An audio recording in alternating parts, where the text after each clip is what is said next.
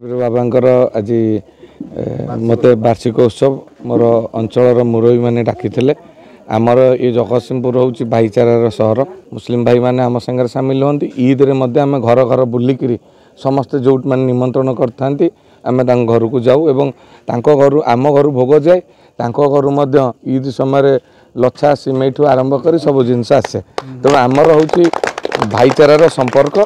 तेणु से भाईचारा भितर आज पंचपीर बाबांकर वार्षिक उत्सव मुझे मत बहुत शांति लगे जगार यहाँ हूँ जगतसिंहपुर आम जो जगार ठियाचे ये मौजा ना ये रेवेन्यू विलेज हूँ जगतसिंहपुर तेणु जगतसिंहपुर में पंचपीर बाबांकर वार्षिक उत्सव मोर समस्त मुरबी भाई मैंने ये अच्छा आते मु पंचपीर दर्शन कली भितर जी समय रही बहुत शांति लगिला एवं मु गोटे अलग प्रकार अनुभव कली आशा रखी आगामी दिन में आमर यही भाईचारा बजाय कौन भेदभाव आम जगतसिंहपुर केबे नथला कि केबे आसीबो ही नाही तेणु आम समस्ते मिलमिशिकी चलू आमर सुविधा असुविधार मो भाई मैंने ठिया होचंती मो भाई मानकर सुविधा असुविधार आम ठिया होचे तेणु मंदिर जमती उन्नति हम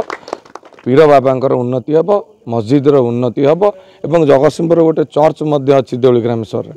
सेठी मध्य तार उन्नतिकरण हम सरकार आमर जो आगामी दिन में विकसित ग्राम एवं विकसित ओडिशा रखिछंती जिते से आसब अर्थ ये सब आड़े आम मिलमिशिकी सब पीठर उन्नतिकरण काम कर Mirza Shamsuddin Baig state secretary minority Congress Odisha मोते निमंत्रण करथिले मु आज पंचपीर बाबांकर ए जगतसिंहपुर स्थान रे आज तांकर जो मजार उपस्थापन है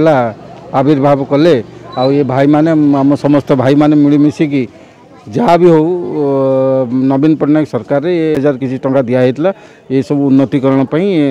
एथिपाई कि ये पीर पंचपीर बाबांकर जो उन्नतिकरण है आज वक्फ बोर्ड तरफ जो पैसा दिया से कि ये गोटे माने अपरिष्कार होइके बाबांक पीठ पड़ता तेणु करी एठिकार जो भाई माने अच्छा एसके कमरुद्दीन सब सब